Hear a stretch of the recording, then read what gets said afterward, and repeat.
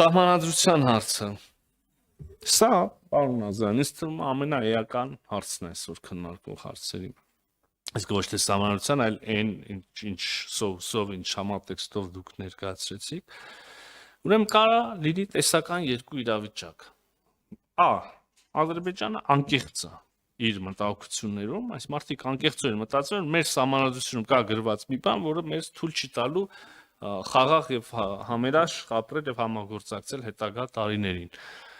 Եթե Ադրբեջանը անկեղծ է, ապա լավագույն ճանապարհը եւ ամենակարճ, ամենաուղիղ ճանապարհը փարատելու այդ մտահոգությունները հենց խաղաղության պայմանագրի ստորագրումն է, որովհետեւ բոլոր լուծումները խաղաղության պայմանագրում են նախ տեքստում եւ երկրորդ եկեք հիշենք վավերացման մեխանիկան։ Ստորագրումից հետո մենք վերցնելու ենք այդ փաստաթուղթը եւ գնանք դիմենք Սահմանադրական դատարանին։ Սահմանադրական դատարանը, որ աշխարհում միակ մարմինն է, որը իրավունք ունի մեկնաբանել մեր սահմանադրությունը եւ ոնց Սահմանադրական դատարանը ասեց ըստ այդմ էլ այդպես է, ուրեմն գնալու ենք հարցնենք Սահմանադրական դատարանին եւ Սահմանադրական դատարանը կարող է ասել, որ այս թուղթը, որտեղ գրված է, որ Հայաստանը ճանաչում է Ադրբեջանի տարածքային ամբողջականություն Ալմաթայի համաձայն եւ ԽՍՀՄ փլուզման, ուրեմն պահին երկու երկրների միջև եղած սահմանների շրջանակներում, այդ դա համապատասխանում է սահմանադրությանը, ուրեմն վերջ, Ադրբեջանի մտահոգությունը փարատվեց։ Ասի Սահմանադրական դատարանը, որ դա չի համապատասխանում իրականությանը,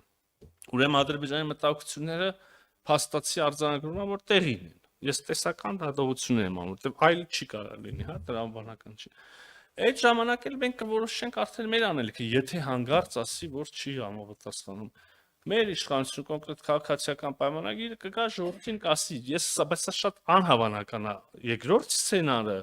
որովհետև մի անգամ արդեն անցյալ սեպտեմբերին նմանատիպ հարցով Սահմանադրական դատարանը արդեն դիրքորոշում արտահայտել։ Ինքը մեկ այլ փաստաթղթի դելիմիտացիաների հանձնաժողովների ուրեմն կանոնակարգը վավերացնելիս Սահմանադրական դատարանը նույն սկզբունքին Ալմաթային արդեն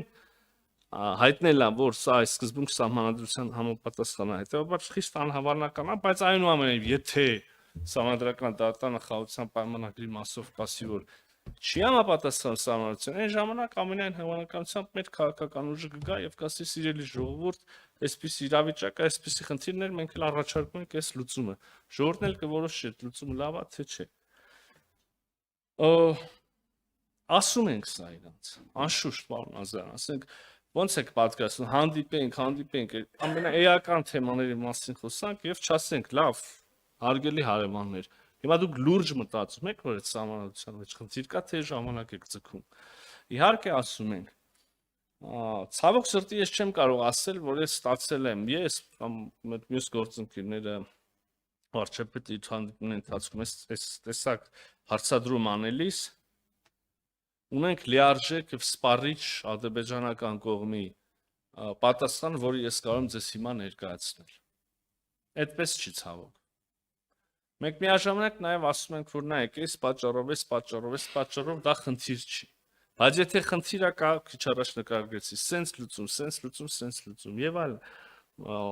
մեր հանդիպումների մեծ հաշվով իմաստ եւ հիմնական խոսակցություն է վերջի շրջանում, հատկապես տեքստի ուրեմն համաձայնությունից հետո ըստեյության այս ոգով եւ այս ոճով է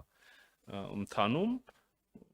բայց սա ընթացքն է, չկա որևէ շոշափելի արդյունք, որը ես կարող եմ հիմա ձեզ ներկայացնել։ Կարող եմ ասել լավատեսականն է, որ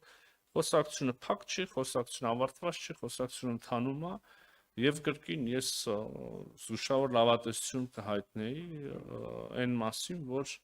իրատեսական շանսեր կան մոտ ապագայում նաեւ հաջող ավարտական ուրեմն փուլ մտնել, հաջող ավարտ ունենալ։